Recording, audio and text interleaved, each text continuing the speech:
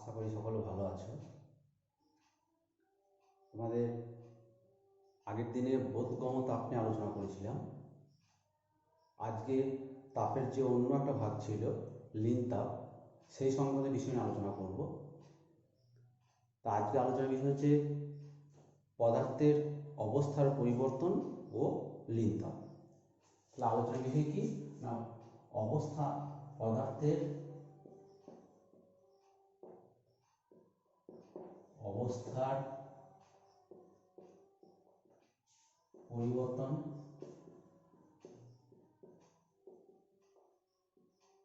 ও লীন তাপ। আমি আগের দিনই বলেছিলাম যে তাপকে পরিমাপ করা যায়, অর্থাৎ তাপ প্রয়োগের ফলে উষ্ণতার পরিবর্তন ঘটছে, সেই উষ্ণতার পরিবর্তনের সাপেক্ষে আমরা বুঝতে পারি, অনুভব করতে পারি, সেটা ছিল বোধগম্যতা। আর যে তাপটা শুধুমাত্র পদার্থের অবস্থার পরিবর্তন ঘটায়, উষ্ণতার কোনো পরিবর্তন ঘটায় না, সেটা হচ্ছে লীন তাপ। তা প্রথমে সেই লীন তাপ যাওয়ার আগে পদার্থের অবস্থান্তর মানে অবস্থার পরিবর্তনটা কেমন হয় সেটা নিয়ে একটু আলোচনা করতে হবে। তারপর আমরা লীন তাপের ব্যাপারে যাব। দেখো, পদার্থের তিনটা অবস্থা আমরা জানি। একটা কি কঠিন অবস্থা, 2 নম্বর অবস্থা তরল অবস্থা, আর 3 নম্বর হচ্ছে গিয়ে গ্যাসীয় অবস্থা। এই পদার্থের তিনটা অবস্থা আমরা কিন্তু পরিচিত আছি। যেমন মনে করো কঠিন অবস্থা বরফ, তরল অবস্থা হলো জল, গ্যাসীয় অবস্থা হলো বাষ্প, জলীয় বাষ্প। তো এই যে পদার্থের তিনটা অবস্থা, কঠিন থেকে যদি তরল হয় অবস্থান্তর, অবস্থার পরিবর্তন, তরল থেকে গ্যাসীয় যদি হয় অবস্থার পরিবর্তন, উল্টো দিকে গ্যাসীয় থেকে তরল হয় সেটাও অবস্থার পরিবর্তন, তরল থেকে যদি কঠিন হয় সেটাও অবস্থার পরিবর্তন।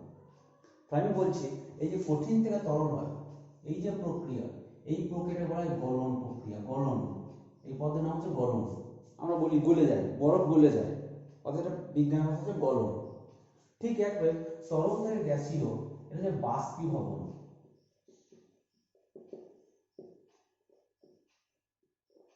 বাষ্পীভবন অর্থাৎ তরল অবস্থাকে বাষ্পীয় অবস্থা, গ্যাসীয় অবস্থায় যাওয়াটা বাষ্পীভবন।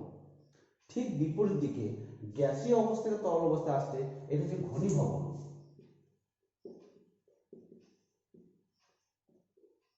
ঘনীভবন যেমন জলীয় বাষ্প, বাতাসে ভাসমান জলীয় বাষ্প ঘনীভূত হয়ে কখনো শিশির হয়ে ঝরে পড়ে, কখনো কুয়াশা হয়ে ভেসে বেড়ায়, দ্যাট ইজ ঘনীভবন।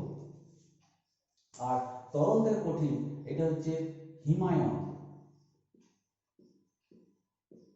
বা কঠিন ভবন। হিমায়ন বলা যায় বা কঠিন ভবনও বলা হয়।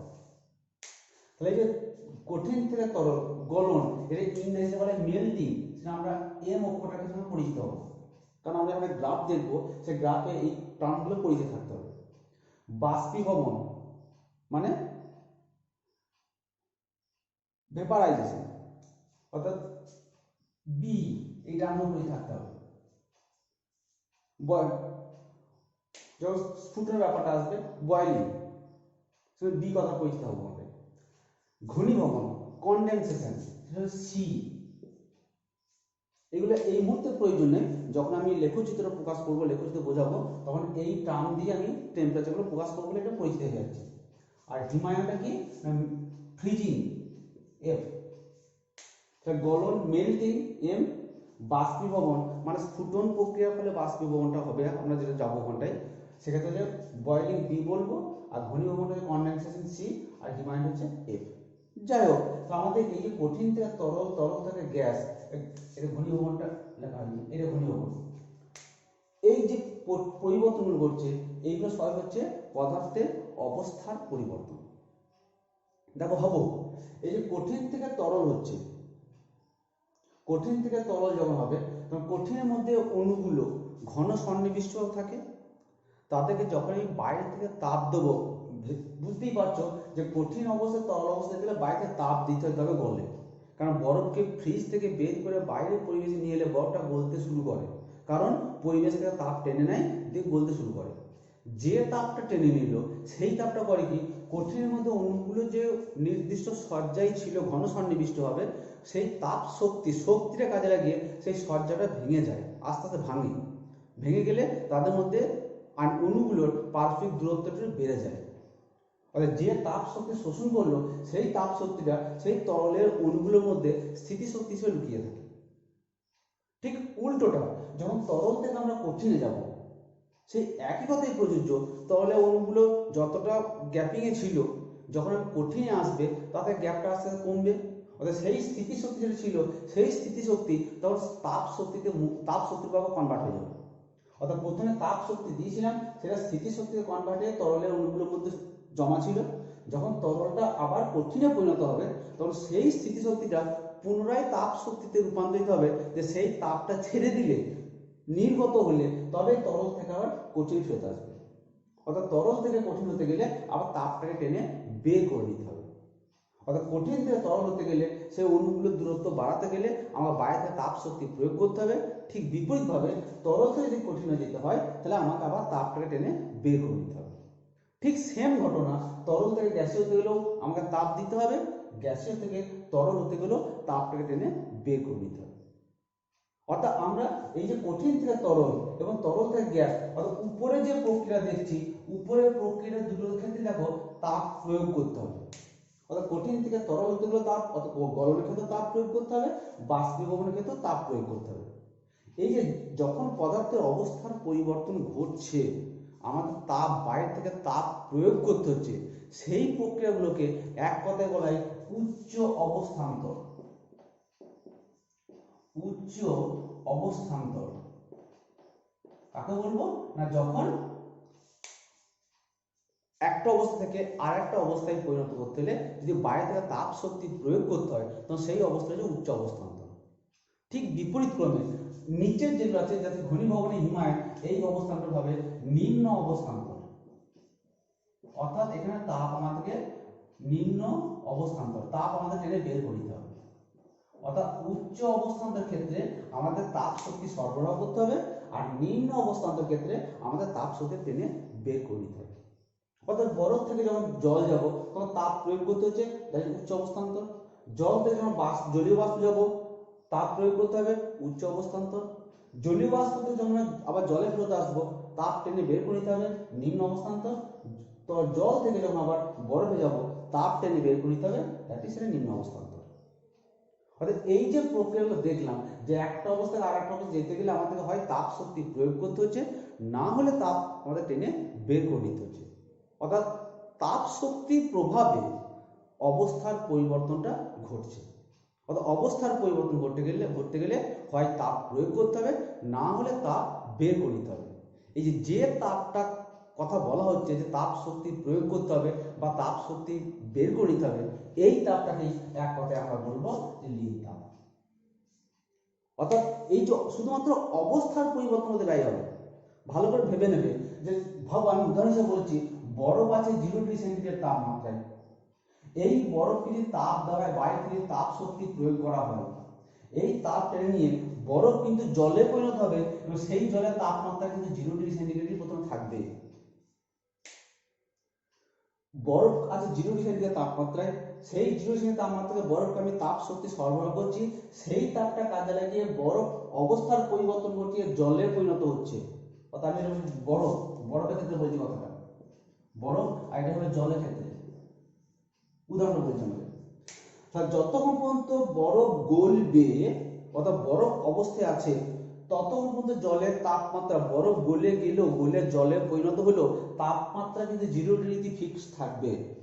যদি আমি একটা পাত্রে বরফ নিই, সেই বরফের মধ্যে থার্মোমিটার নামিয়ে থার্মোমিটার কুণ্ডটাকে টাচ করে রাখি বরফের সঙ্গে, বাইরে যতই তাপ দিই, থার্মোমিটার পার্ট কিন্তু 0 ডিগ্রিতেই দাঁড়িয়ে থাকবে, বাড়বে না। কতক্ষণ বাড়বে না? যতক্ষণ না সমস্ত বরফটা গলে জলে পরিণত না হবে।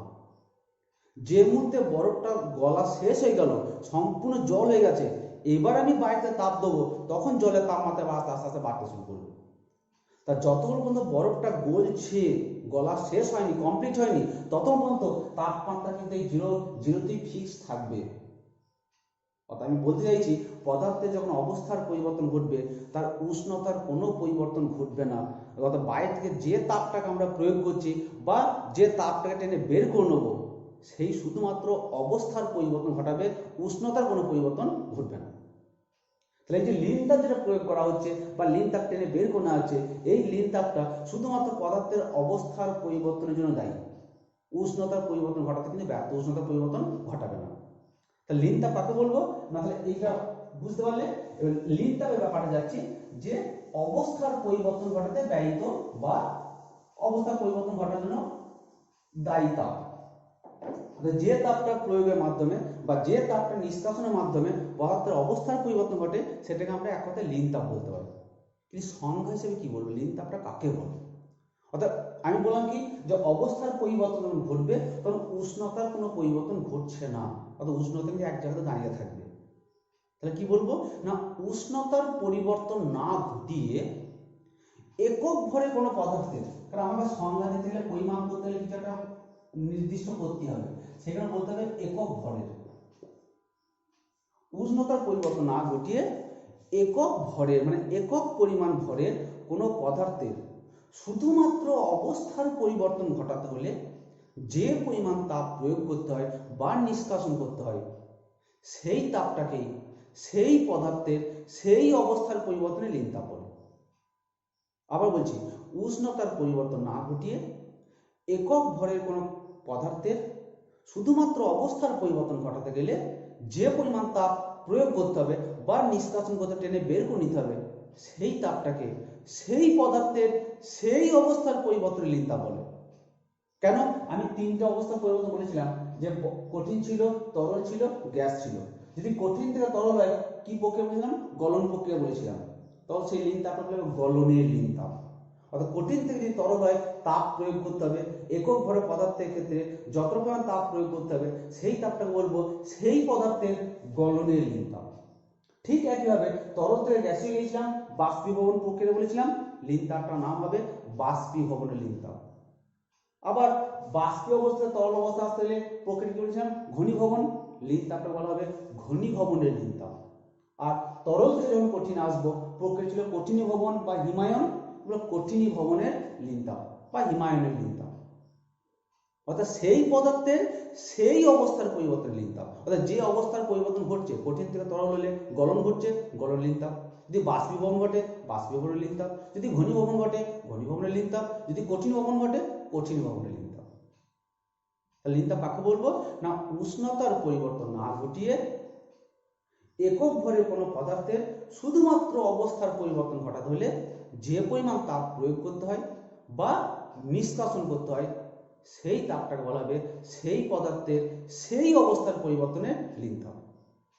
লিন তাপটাকে আমরা সাধারণত অঙ্ক কষতে গেলে আমরা এল দিয়ে প্রকাশ করে থাকি। অর্থাৎ লিন তাপে ইংরেজি হবে লেটেন্ট হিট, লেটেন্ট হিট।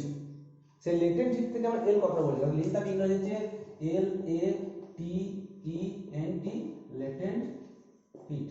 এই লেটেন্ট হিট থেকে এল কথাটা আমরা লিন তাপের ক্ষেত্রে প্রয়োগ করে থাকি। যেমন ভরকে এম দিয়ে প্রকাশ করা হয়, সময়কে এস দিয়ে প্রকাশ করা হয়। ঠিক আমরা সময় সেকেন্ড বা টি টাইমকে টি দিয়ে প্রকাশ করি, এসটা হচ্ছে মাত্রা বা একক বোঝাতে ব্যবহার করা হয়। তেমনি বেগ ভেলোসিটি ভি দিয়ে প্রকাশ করি, তেমনি লিন তাপের ইংরেজি লেটেন্ট হিট সেটা এল কথায় প্রকাশ করি। তাহলে কোনো পদার্থের লিন তাপ হচ্ছে এল, মানে কি একক ভরে পদার্থ যদি অবস্থার পরিবর্তন ঘটাতে হয় সেই পদার্থের আমাদের এল পরিমাণ তাপ হয় প্রয়োগ করতে হবে বা নিষ্কাশন করতে হবে।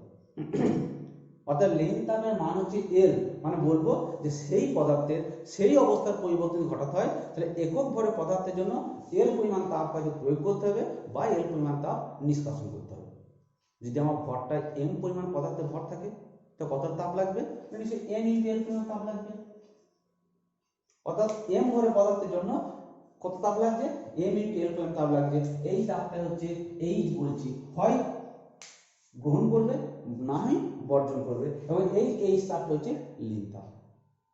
তো লিন তাপ গাণিতিক এক্সপ্রেশন হচ্ছে এম ইন্টু এল। তাহলে এল সমান কি লিখতে পারি এখান থেকে, এল সমান লিখবো H by M, H by M. তাহলে লিন তাপ একক কি হবে, এই যে একক তাপের একক সিজিএস পদ্ধতি বলেছিলাম ক্যালোরি পার গ্রাম, অর্থাৎ সিজিএস পদ্ধতিতে লিন তাপের একক হবে এই যে তাপের একক হচ্ছে ক্যালোরি, ক্যালোরি প্রতি গ্রাম। এসআই পদ্ধতি হয় কি হবে এই যে একক জুল তাপের একক, এসআই পদ্ধতি জুল প্রতি কিলোগ্রাম। ক্লিয়ার?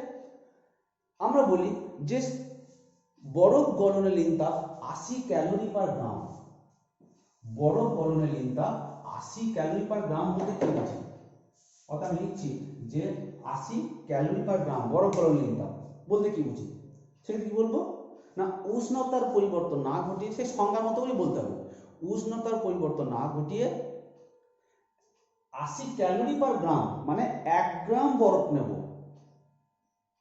1 গ্রাম বরফ নেবো, তা বরফ গলবে কোন তাপমাত্রায় গলে, 0 ডিগ্রি সেন্টিগ্রেড তাপমাত্রায় গলে, 0 ডিগ্রি সেন্টিগ্রেড তাপমাত্রা জলে পরিণত হবে।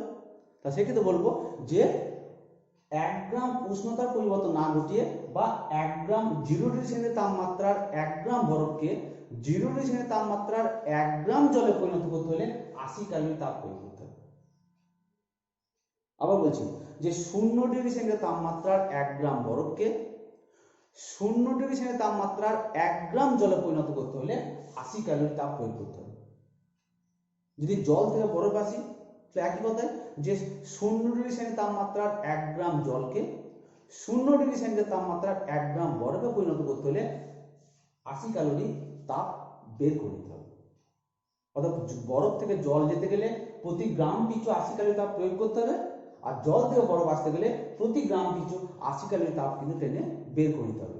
অবশ্যই তাপমাত্রাটাকে বলতেই হবে 0 ডিগ্রি সেন্টিগ্রেড, ওখানে 0 ডিগ্রি সেন্টিগ্রেড, কারণ ওই তাপমাত্রায় বরফ হয় গলে জলে পরিণত হবে বা জল জমে বরফে পরিণত হবে। ঠিক একইভাবে জলে বাষ্পীভবনের লিন তাপ 537 ক্যালোরি প্রতি গ্রাম, এটাও একই কথা বলা যায়। এটা কি বলবো নিজেরা পড়ার চেষ্টা করে একটু, আমি একটু বললাম তো একটু আগে যে বরফ জল বাষ্পীভবনের লিন তাপ মানে জলের স্ফুটনাঙ্ক কত 100 ডিগ্রি সেন্টিগ্রেড, বরফের গলনাঙ্ক যেমন 0 ডিগ্রি সেন্টিগ্রেড, তো জলের স্ফুটনাঙ্ক হচ্ছে 100 ডিগ্রি সেন্টিগ্রেড। তা জল 100 ডিগ্রি সেন্টিগ্রেড তাপমাত্রা ফুটে বাষ্পে পরিণত হবে। তাহলে কি বলবো না 1 গ্রাম জল কত তাপমাত্রা আছে 100 ডিগ্রি সেন্টিগ্রেড তাপমাত্রা আছে, তাহলে 100 ডিগ্রি সেন্টিগ্রেড তাপমাত্রার 1 গ্রাম জল ফুটে 100 ফুটে মানে স্ফুটন প্রক্রিয়ায় কি 100 ডিগ্রি সেন্টিগ্রেড তাপমাত্রার 1 গ্রাম বাষ্পে পরিণত হতে গেলে 537 ক্যালোরি তাপ প্রয়োজন। 100 ডিগ্রি সেন্টিগ্রেড তাপমাত্রার 1 গ্রাম জল ফুটে 100 ডিগ্রি সেন্টিগ্রেড তাপমাত্রার 1 গ্রাম বাষ্পে পরিণত করতে হলে 537 ক্যালোরি তাপ প্রয়োগ করতে হবে। অর্থাৎ পরীক্ষায় প্রশ্ন করে যে জলের বাষ্পীভবনের লিন তাপ 537 ক্যালোরি পার গ্রাম বলতে কি বোঝো, বা বরফের গলনের লিন তাপ 80 ক্যালোরি পার গ্রাম বলতে কি বোঝো, তখন এইভাবে কিন্তু বলার লেখার অভ্যাস করবে। যে আমি আরেকবার বলে দিচ্ছি যে 0 ডিগ্রি সেন্টিগ্রেড তাপমাত্রার 1 গ্রাম বরফকে 0 ডিগ্রি সেন্টিগ্রেড তাপমাত্রার 1 গ্রাম জলে পরিণত করতে হলে 80 ক্যালোরি তাপ প্রয়োগ করতে হবে। বুঝা গেল? তাহলে এটা লিন তাপ কি বললাম, লিন তাপের এককটা হলো, লিন তাপের মান বলতে কি বোঝো ব্যাখ্যাটা বলা হলো। এরপর যেটা বলছিলাম প্রথমে যেটা বলেছিলাম যেটা ধরো গ্রাফের মাধ্যমে লেখচিত্রের মাধ্যমে একটা জিনিসটাকে ব্যাখ্যা করতে হবে যে কি ঘটনা ঘটে আমাদের, তারপর একটা ছোট্ট একটা অঙ্ক করবো। প্রথমে মনে করো উচ্চ অবস্থান্তর বলি, উচ্চ অবস্থান্তর মানে কি বললাম আমি, যে অবস্থান্তরের ক্ষেত্রে তাপ প্রয়োগ করতে হবে সেটা উচ্চ অবস্থান্তর। তাহলে তাপ প্রয়োগ কঠিন থেকে তরল হবে, তরল থেকে গ্যাসীয় হবে, এই যে উচ্চ অবস্থান্তর।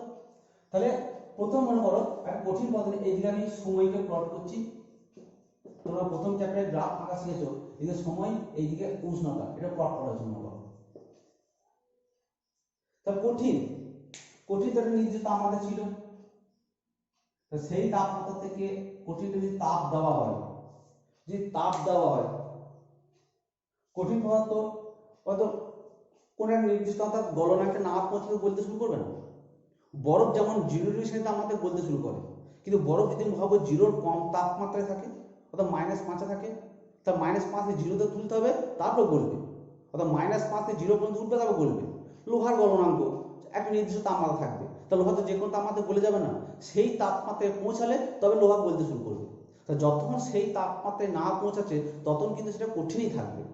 অর্থাৎ কঠিনের প্রাথমিক অবস্থায় একটা উষ্ণতা ছিল, তারপর সময় বেরিয়ে যাচ্ছে, উষ্ণতা মান বাড়ছে, বাড়তে বাড়তে এই অবস্থায় পৌঁছালো। মনে করো ছোট করে দিই, এই অবস্থায় পৌঁছালো।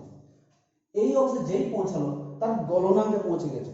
সাপোজ বরফের ক্ষেত্রে ধরে রাখো এইটা 0 ডিগ্রি সেন্টিগ্রেড মান, অর্থাৎ গলনাঙ্ক আমি কিতে প্রকাশ করলাম, গলন মানে মেল্টিং, মেল্টিং টিএম। তাহলে এই তাপমাত্রা আমরা বলবো টিএম।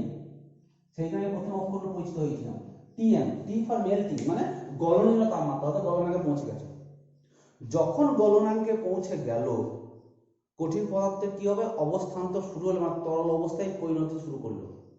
আমি একটু আগে বললাম যখন অবস্থান্তর ঘটতে শুরু করবে উষ্ণতার মান কিন্তু ফিক্স থাকবে, আর পরিবর্তন হবে না যতক্ষণ না সমস্ত কঠিন পদার্থটা গলে তরলে পরিণত না হচ্ছে। অর্থাৎ সময় বেরিয়ে যাচ্ছে কিন্তু উষ্ণতার মানটা ফিক্স থাকছে, সেখানে উষ্ণতায় টিএমই ফিক্স থাকবে। এই অবস্থায় এসে সমস্ত কঠিনটা গলে কিন্তু তরলে পরিণত হয়ে গেল।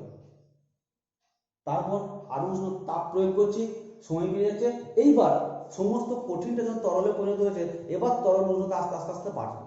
তা তরল উষ্ণতা আস্তে বাড়ছে, তা তরল উষ্ণতা আস্তে বাড়লো, মনে করো বাড়লো। এইখানে গিয়ে এবার তরলের ফুটনাঙ্কে পৌঁছে গেল। অর্থাৎ জল যদি বরফ বলে জল হলো, জল এখানে 100 ডিগ্রি সেন্টিগ্রেড তাপমাত্রায় পৌঁছে গেল, সেটা বয়েলিং মানে স্ফুটন। এই তাপমাত্রা টিবি, এই তাপমাত্রা বলবো টি ফর বি, বয়েলিং। অর্থাৎ এই তাপমাত্রা পৌঁছে গেল। এই তাপমাত্রা যখনই পৌঁছে গেল তখন কি হলো, তরল পদার্থ আস্তে আস্তে বা বাষ্পে পরিণত হতে শুরু করলো, বাষ্পীয় অবস্থায় যেতে শুরু করলো। এটাও অবস্থান্তর। তাহলে যতক্ষণ সমস্ত তরল পদার্থ বাষ্পে পরিণত না হবে ততক্ষণ তাপমাত্রা ফিক্স থাকবে, তারপর তাপমাত্রা ফিক্সড হয়ে গেল, তাপমাত্রা ফিক্সড হয়ে গেল। এইখানে যখন এলো সময়, যখন এই সময় যখন এলো তখন সমস্ত তরলটা কিন্তু বাষ্পে পরিণত হয়ে গিয়েছে। এরপরেও যদি বাইরে তাপ প্রয়োগ করি তখন আবার বাষ্পীয় অবস্থায় যে গ্যাস পদার্থ গেছে তার উষ্ণতা বাড়বে, অর্থাৎ উষ্ণতা আস্তে বাড়তে লাগবে। এই যে ছকটা বললাম এই যে উচ্চ অবস্থান্তরের ক্ষেত্রে, অর্থাৎ যত সময় পেরিয়ে যাবে তো ভাবো এই সময়ে এইটা যে সময় এর গলন শুরু হলো, এই সময়ে গলন শেষ হলো, এতক্ষণ পর্যন্ত তরল থাকলো, এই সময় আবার বাষ্পীভবন শুরু হলো, তারপর বাষ্প চলে গেল মধ্যে। এই তাপমাত্রা টিএম, অর্থাৎ এই যে টিএম তাপমাত্রা এই যে দাগ দিচ্ছি আমি, এই অংশটাতে কঠিন এবং তরল একসঙ্গে সহাবস্থান করবে। অর্থাৎ কঠিন পদার্থ থাকবে, তরল পদার্থ থাকবে, কিন্তু তাপমাত্রা কিন্তু সেম হবে। অর্থাৎ আমি যদি বরফের ক্ষেত্রে উদাহরণটা দিই তাহলে এই অঞ্চল জুড়ে মানে এতটা সময় ধরে এই টিএম তাপমাত্রাতে মানে 0 ডিগ্রি তাপমাত্রায় বরফ থাকবে, আবার 0 ডিগ্রি তাপমাত্রায় জল থাকবে। কিন্তু এইখানে যখন এলো সমস্ত জল হয়ে গিয়ে 0 ডিগ্রি তাপমাত্রা, তারপরে এই সময় যখন তাপ প্রয়োগ করছি সেই সময় জলের তাপমাত্রা আস্তে আস্তে বাড়তে শুরু করলো। ঠিক এই অংশটায় আবার জল বাষ্পে পরিণত শুরু করলো, অর্থাৎ তাপমাত্রা কত আছে না 100 ডিগ্রি সেন্টিগ্রেড আছে। তাহলে এই অংশে 100 ডিগ্রি সেন্টিগ্রেড তাপমাত্রা জল আছে, আবার এই অংশে 100 ডিগ্রি সেন্টিগ্রেড তাপমাত্রা বাষ্প আছে। জল এবং বাষ্প, জলীয় বাষ্প একসঙ্গে সহাবস্থান করছে। এতটা সময় পর্যন্ত এলো সমস্ত জলটা জলীয় বাষ্প পরিণত হয়ে গেল, তারপর আবার জলীয় বাষ্প উষ্ণতা বাড়তে লাগলো। তাহলে যে টিএম আর টিবি তাপমাত্রা বললাম, এই তাপমাত্রা কিন্তু এই টিবি তাপমাত্রায় জল এবং জলীয় বাষ্প একসঙ্গে থাকবে, টিএম তাপমাত্রায় বরফ এবং জল একসঙ্গে থাকবে। এটা আমি টিপিক্যাল বরফ উদাহরণ দিলাম, অন্য যে কোনো কঠিন ক্ষেত্রে কিন্তু এই কথাটা প্রযোজ্য হবে। এই যে ছবিটা আনলাম বা লেখাটা আনলাম এটা হচ্ছে উচ্চ অবস্থান্তর। ঠিক একইভাবে নিম্ন অবস্থান্তর ক্ষেত্রে কথাটা প্রযোজ্য হবে।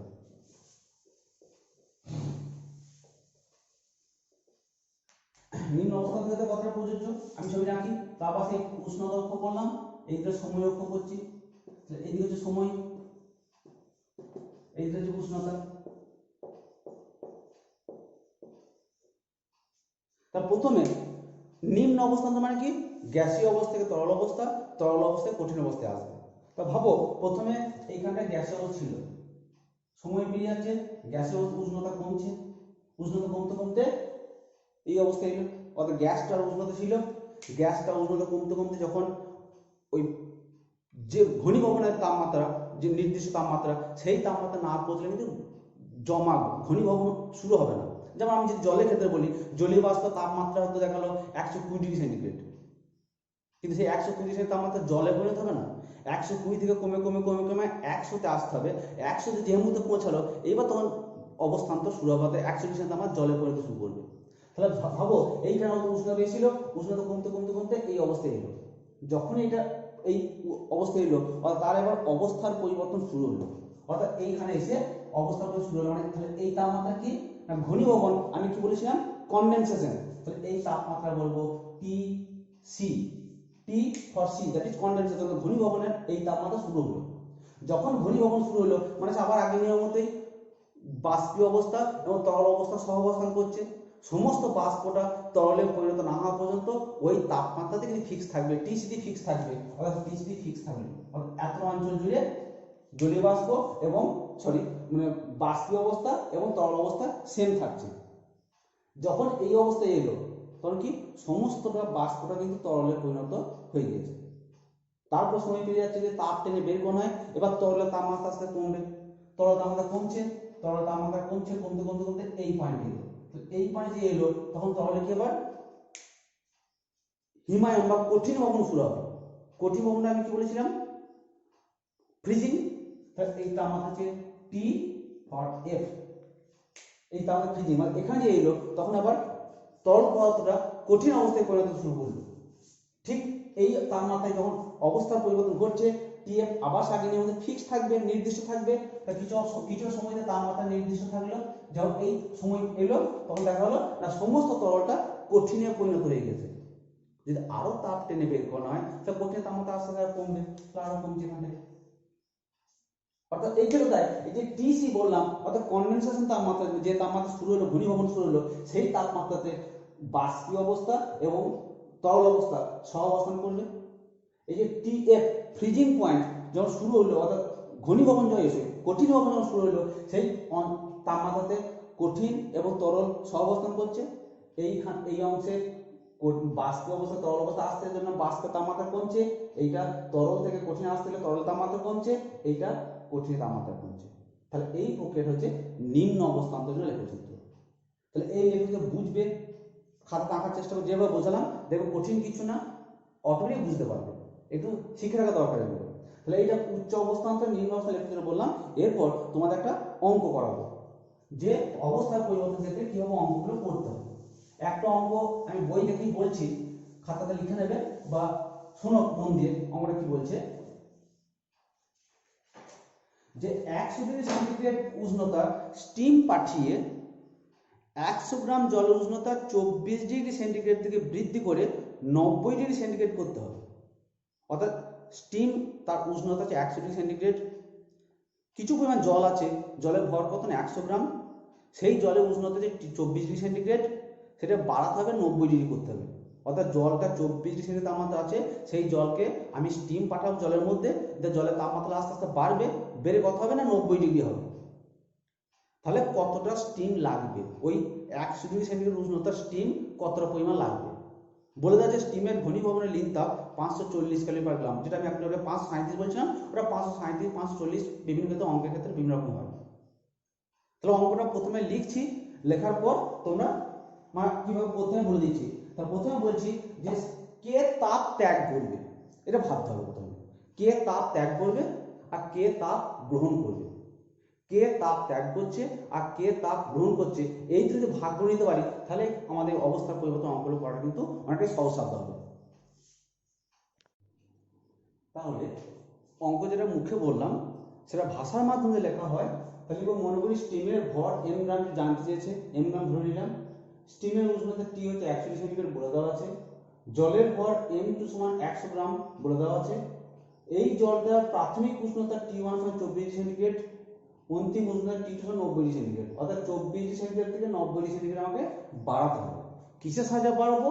এই স্টিমের মাধ্যমে, কারণ স্টিমের তাপমাত্রা 100 ডিগ্রি আছে। তাহলে এই স্টিমের মাধ্যমে জলটার উষ্ণতা বাড়াবো, দিয়ে এই স্টিমটা ভর কত গ্রাম বের করবো। দেওয়া আছে কি স্টিমের ঘনীভবনের লিন তাপ 540 ক্যালোরি প্রতি গ্রাম। তা প্রথমে দুটো একটা জিনিস ভাবতে হবে যে আমি আগে বলেছিলাম কে তাপ ত্যাগ করছে আর কে তাপ গ্রহণ করবে, এই দুটো যদি ভাবা যায় তাহলে অঙ্কটা সহজ হয়ে যাবে। প্রথমে দেখো তাপ ত্যাগ করবে কে? স্টিম তাপ ত্যাগ করবে। তাহলে 100 ডিগ্রি তাপমাত্রা স্টিম আছে, সে দুটো ধাপে ত্যাগ করবে। একটা প্রথমে স্টিম থেকে জল হবে, আবার জল থেকে জল আসবে, তাপমাত্রা পরিবর্তন হবে। তাহলে প্রথমে ছকটা আমি বলে দিই যে এইখানে মনে করো স্টিম আছে, এখানে স্টিম আছে, যে স্টিম তার উষ্ণতা 100 ডিগ্রি সেন্টিগ্রেড, সে প্রথমে জলে পরিণত হবে, তার উষ্ণতা কত না 100 ডিগ্রি সেন্টিগ্রেড, তারপরে আবার জলই থাকবে, তার তাপমাত্রা কত হবে না 90 ডিগ্রি সেন্টিগ্রেড, 90 ডিগ্রি সেন্টিগ্রেড জলটা নামবে, এই জলের উষ্ণতাও 90 ডিগ্রি উঠবে, এই স্টিম যেটা 100 ডিগ্রি ছিল সেও 90 ডিগ্রি উঠবে। তো তাপটা কিন্তু দুটো ধাপে ত্যাগ হবে, স্টিম থেকে তাপ ত্যাগ করে জল হবে, জল থেকে তাপ ত্যাগ করে আবার জল আসবে, শুধু তাপমাত্রা পার্থক্য হবে। এই যে স্টিম থেকে জল হচ্ছে এই ধাপে কতটা তাপ ত্যাগ করবে, আমি বললাম H1 পরিমাণ তাপ ত্যাগ করছে, আর এই ধাপে কত তাপ ত্যাগ করবে না H2 পরিমাণ তাপ ত্যাগ করছে।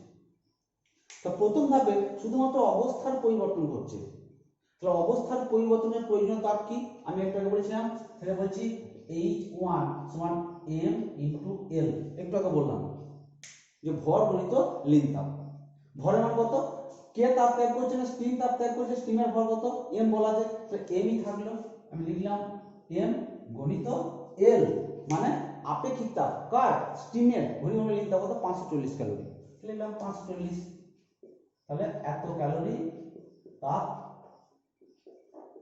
প্রথম ধাপে ত্যাগ হলো, অর্থাৎ স্টিম থেকে জল গেল, এতটা তাপ ত্যাগ করলো। এবার জল আছে সে 100 থেকে 90 নামছে, কত তাপ ত্যাগ হবে H2, এই ক্ষেত্রে কিন্তু এটা বোধগম্যতা, এটা লিন তাপ ছিল, অবস্থা পরিবর্তন করেছিল, এই ক্ষেত্রে অবস্থার পরিবর্তন ঘটেনি, শুধুমাত্র উষ্ণতা পরিবর্তন করছে, মানে বোধগম্যতা, সেটা আমরা বলেছিলাম গ্রিক তাপ বরিষ্ঠ তাপ আগে শিখেছিলাম আমরা MST, ms ইনটু টি, এমটা কি ভর, এস হচ্ছে উপাদান আপেক্ষিক তাপ, আর টি হচ্ছে উষ্ণতা পরিবর্তন। তাহলে এখানে ভর কত, এই জল তার ভর হচ্ছে m, তাহলে m ই থাকলো গণিত আপেক্ষিক তাপ কার না জলের, জলের আপেক্ষিক তাপ কত আমরা আগে দিয়েছিলাম 1 গণিত টি, উষ্ণতার পরিবর্তন ছিল কত 100, উষ্ণতার পরিবর্তন কত 90, তাহলে উষ্ণতার পরিবর্তন কত হলো না 100 বিযুক্ত 90, এত ক্যালোরি আমি শেষ করে লিখছি, তাহলে বিয়োগ করলে 10 আসছে, তাহলে 10 m এত ক্যালোরি।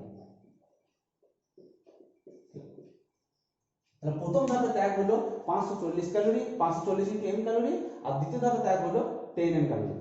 তো মোট বর্জিত তাপ, তাহলে বর্জিত তাপ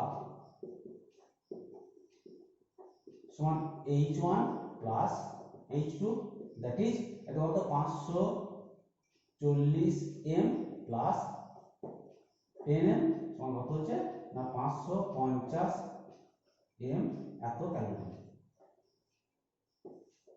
অর্থাৎ 100 ডিগ্রি সেন্টিগ্রেড উষ্ণতা স্টিম ছিল, সে 90 ডিগ্রি সেন্টিগ্রেড উষ্ণতা জলে পরিণত হলো, মোট এতটা পরিমাণ তাপ কিন্তু ত্যাগ করলো।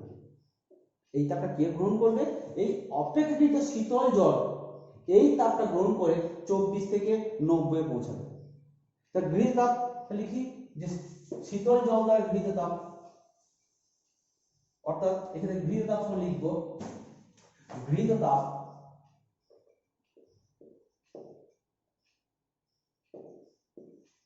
গৃহীত তাপ ওটা কি বলেছি সমান জলের ভর কত বলেছি m2s ইনটু টি, মানে t2 মাইনাস t1, কারণ এই জল যে জল ঠান্ডা শীতল জল ছিল তার ভর কত m2, উষ্ণতা প্রাথমিক ছিল t1, বেড়ে হবে t2, তো উষ্ণতা পরিবর্তন কত না t2 মানে t1, সেই h1 ms এই ফর্মুলাতে যাচ্ছে, তাহলে m2s t2 মানে t1, তাহলে এখানে m2 মান কত দেওয়া আছে 100 ইনটু s মানে 1 ইনটু t2 মানে 90 বিযুক্ত 24, তাহলে কত হবে 100 গুণিত 4 5 10 6 10 7 থাকলো 1 যোগে 3 6 66, তো মোট কত হচ্ছে না এত ক্যালোরি, অর্থাৎ স্টিম এত পরিমাণ তাপ ত্যাগ করলো, আর অপেক্ষাকৃত শীতল জল এই পরিমাণ তাপ গ্রহণ করেছে, তো এই তাপ হচ্ছে সেম, তো শর্তানুসারে